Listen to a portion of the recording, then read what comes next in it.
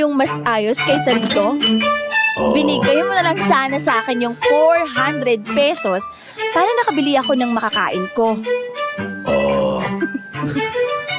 Oh, okay na ba yung Oh, mas gusto mo ba ng pagkain? Bakit sa tingin mo pipiliin ko ang rosas kaysa sa pagkain? Oh, Huy, natutulog ka na ba? sorry. Hindi ko kasi alam. Payo lang kasi ng katrabaho ko na kapag manliligaw ako, bulaklak ang ibibigay ko. Anong panahon ba nabuhay yung katrabaho mo? Hello?